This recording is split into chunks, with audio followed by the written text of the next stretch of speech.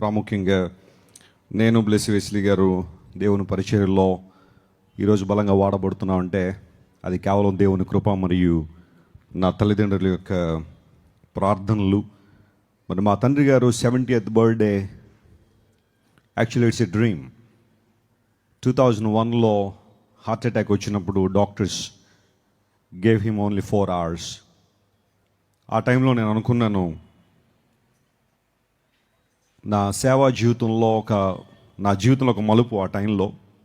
కానీ దేవుడు ఆ క్షణంలో తండ్రి గారిని ముట్టి బలపరిచి ఈరోజు 70th బర్త్డే అనేది ఒకవేళ సామాన్యంగా ప్రతి ఒక్కరికి 70 కదా అని అనుకోవచ్చేమో, కానీ my father is a walking miracle.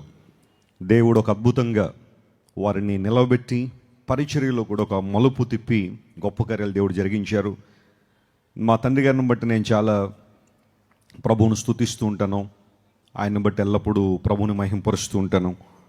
నా తల్లిదండ్రులను బట్టి ప్రభువుకి ఎల్లప్పుడూ కృతజ్ఞతాస్తులు చెల్లించడం మాత్రమే కాకుండా మరి వారి నుండి పొందుకున్న స్ఫూర్తి దేవుని సేవలో. మా తల్లిదండ్రులు పడిన కష్టాలు బహుశా చాలామందికి తెలియకపోవచ్చు, కానీ వారి పెద్ద కుమారుడిగా మరి నేను, మా అక్క, మా తమ్ముడు, we are the primary witnesses for their hard work and toil in the ministry. ఈరోజు పరిచర్య ఎంత అభివృద్ధి పొందింది అంటే కొంతమంది అనుకోవచ్చు వీళ్ళకి బహుశా ఎక్కడి నుంచో చాలా గట్టి సహాయాలు ఉండుండొచ్చు, లేకపోతే మరొకటని. కేవలం నా తల్లిదండ్రుల యొక్క ప్రార్థన, వారి సహకారం. మరి ఆ టైంలో దేవుని సేవకు వారు వచ్చిన తర్వాత ప్రభు కోసం ఎన్నో శ్రమలు, ఇబ్బందులు, నిందలు, అవమానాలు ఎదుర్కొని ఈరోజు మాకు స్ఫూర్తిగా నిలబడ్డారు.